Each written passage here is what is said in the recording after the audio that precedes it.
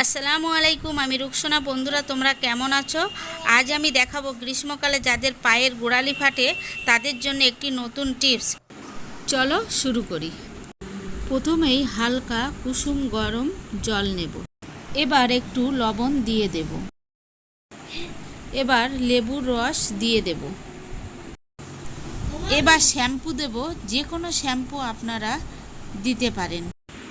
Baking soda দিয়ে দিচ্ছি। এবার পাটা জলের মধ্যে 1 মিনিট ভিজিয়ে রাখতে হবে। তারপর লেবুর খোসাটা দিয়ে হালকা হাতে ঘষে নিতে হবে।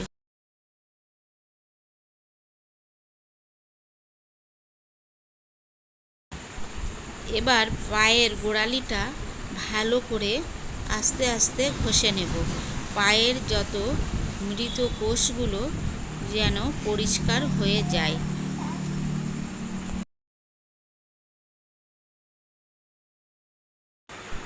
এবার একটা পুরনো টুথব্রাশ দিয়ে পায়ের নখগুলো ভালো করে ঘষে নিতে হবে, যাতে নখের উপরে যে লালচে দাগগুলো থাকে সেগুলো পরিষ্কার হয়ে যায়।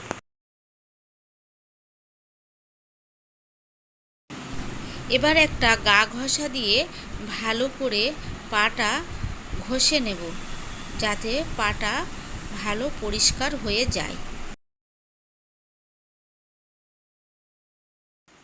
এই সঙ্গে হাত দুটো ভালো করে ঘষে পরিষ্কার করে নিচ্ছি।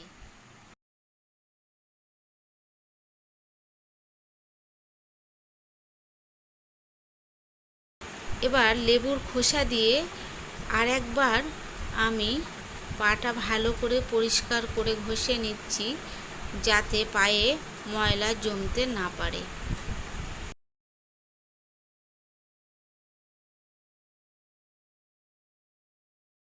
ঠান্ডা জল দিয়ে ভালো করে পা ধুয়ে নেব।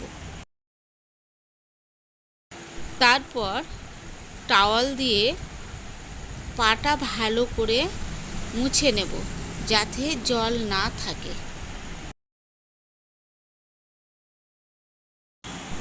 এখন আমি বোরোলিং ভালো করে পায়ে লাগিয়ে নেব। এইভাবে যদি সপ্তাহে 1 থেকে 2 দিন লাগানো যায়, তাহলে যাদের কম পা ফাটা একেবারেই সেরে যাবে। আর যাদের বেশি পা ফাটা তাদের সপ্তাহে 3 থেকে 4 দিন এইভাবে লাগিয়ে যেতে হবে, তাদেরও আস্তে আস্তে সেরে যাবে।